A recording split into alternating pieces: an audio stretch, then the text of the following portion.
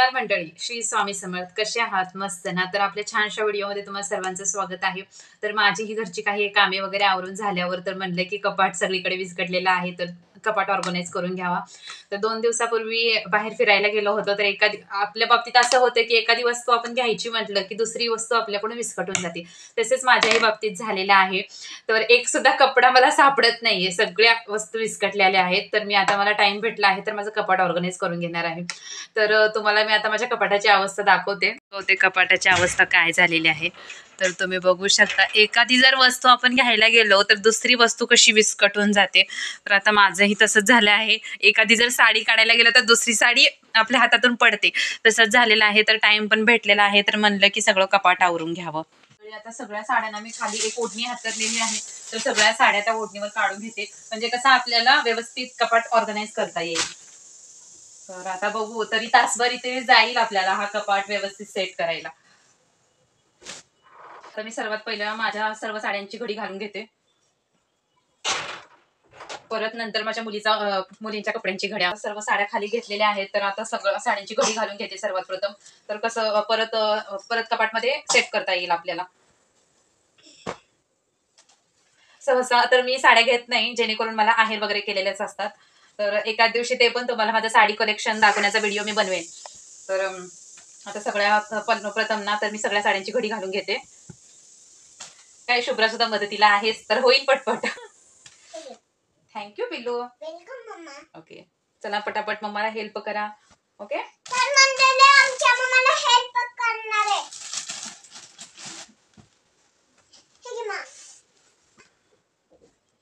आणि तसंच मी काय ब्लाऊज वगैरे एखाद्या दुसऱ्या बॅग मध्येच ठेवते.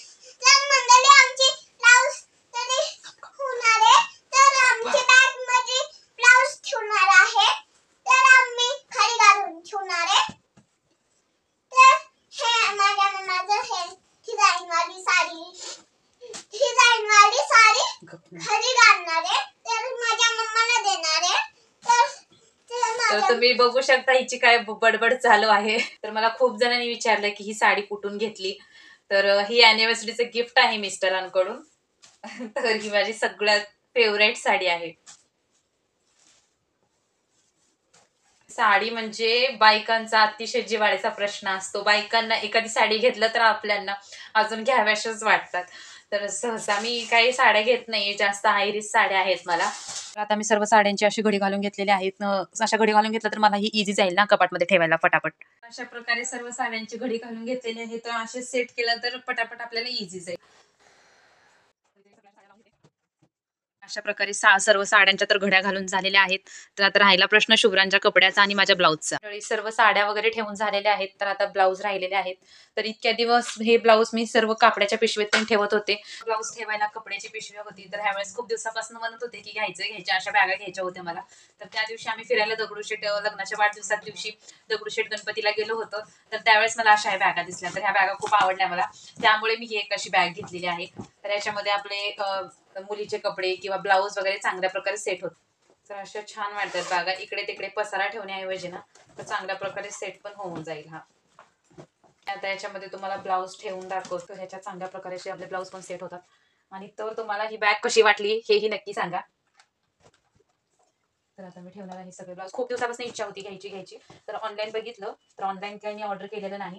तर वाटलं की गेलो होतो तर सहसा भेटलेले आहे, तर म्हणलं घ्यावं. खूप असे छान असे ब्लाऊज सेट व्हायला त्याच्यामध्ये. तर अशा प्रकारे मी बॅगेमध्ये हे सगळे ब्लाऊज सेट करून घेतले आहेत. तर मला सहसा वर्कचेच ब्लाऊज आवडतात.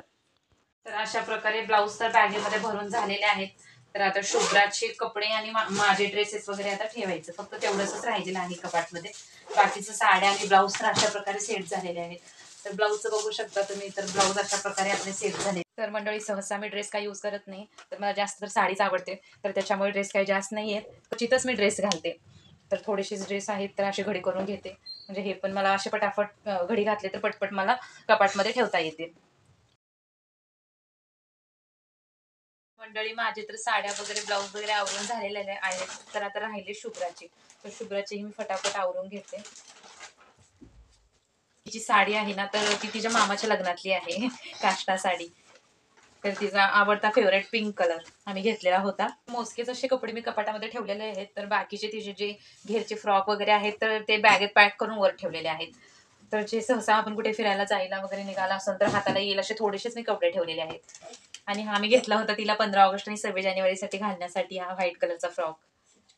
तर हा पण अधूनमधून ती वेअर करत असते.